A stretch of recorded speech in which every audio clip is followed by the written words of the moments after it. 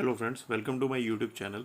आज की वीडियो में हम बात करने वाले हैं बिजनेस इन्वायरमेंट के बारे में। कभी भी कोई बिजनेस ओपन होता है तो काफ़ी सारे मल्टीपल फैक्टर्स होते हैं जो एक दूसरे पे डिपेंड करते हैं।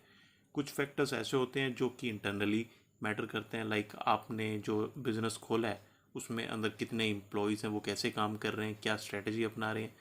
दूसरा होता है कि एक्सटर्नल कितने फैक्टर्स हैं जो कि बिज़नेस को इन्फ्लुएंस कर रहे हैं।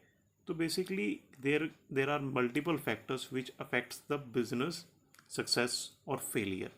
तो इन्हीं सारे फैक्टर्स को बिजनेस इन्वायरमेंट में कंसिडर किया जाता है कि जिससे हम एक बिजनेस को सही तरीके से चला सकें। दूसरी चीज़ है theoretical framework of business environment. देखो, तीन तरह के मेन जो इंपॉर्टेंट फैक्टर्स हैं वो होते हैं इंटरनल इन्वायरमेंट, एक्सटर्नल इन्वायरमेंट जिसको मैक्रो इन्वायरमेंट भी बोलते हैं, और माइक्रो इन्वायरमेंट जो कि कॉम्पिटिटर और रेलेवेंट इन्वायरमेंट से हमें मिलता है।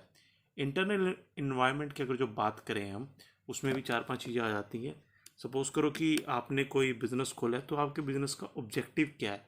जब तक आपके अपने बिज़नेस का ऑब्जेक्टिव ही नहीं पता होगा तो जो आप काम कर रहे हैं वो किस सही डायरेक्शन में जा रहा है या नहीं जा रहा, वो कैसे पता चलेगा।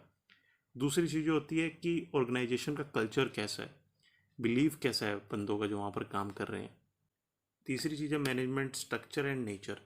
सपोज़ कीजिए किसी का काम करने का मन है एम्प्लॉयज़ का, किसी का नहीं है, तो इस तरह की चीज़ें भी बहुत रोल प्ले करती हैं एक सक्सेसफुल बिजनेस को बनाने के लिए। आपने देखा होगा जैसे आईटी कंपनी में 10-15 बंदों के ऊपर एक टीम लीड होता है, टीम लीड के ऊपर फिर एक मैनेजर होता है, मैनेजर कम से कम 5-6 टीम लीड को कोऑर्डिनेट कर रहा होता है। तो ये एक अच्छा मैनेजमेंट, एक हायरार्की बनी होती है जिससे कि बिजनेस सक्सेसफुली चल सके। तो ये सब चीज़ें इंटरनल इन्वायरमेंट में आती है। ह्यूमन रिसोर्स डिपार्टमेंट है कि नहीं, कई कंपनी आप देखेंगे जिसमें ह्यूमन रिसोर्स का डिपार्टमेंट ही नहीं होता। ह्यूमन रिसोर्स एक इटसेल्फ एक बिग फील्ड है जो कि एम्प्लॉय के वेलफेयर के बारे में सोचती है, करती है। ठीक है, फिर बात करते हैं एक्सटर्नल इन्वायरमेंट की। अब हमने इंटरनल इन्वायरमेंट की तो बात कर ली, कुछ फैक्टर्स ऐसे भी होते हैं एक्सटर्नल इन्वायरमेंट। सपोज करो कि बाहर जो लाइक एक बिजनेस कर रहे हैं तो वो पॉलिटिकली कितने, उसके ऊपर कितनी कंडीशनें सेट हैं,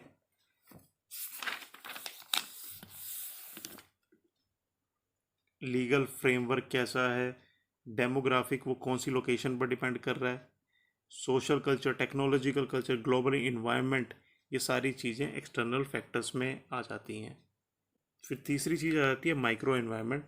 सपोज़ कीजिए आपने एक बिज़नेस ओपन किया है एक मार्केट में, और ऑलरेडी वहाँ पर सेम बिज़नेस के 4-5 बंदे ऑलरेडी बैठे हुए हैं, तो ये चीज़ें आ जाती हैं माइक्रो इन्वायरमेंट में। तो जब भी एक बिज़नेस ओपन करना है, internal, external and micro environment, इन तीनों चीज़ों का बहुत ही ख्याल रखना पड़ता है।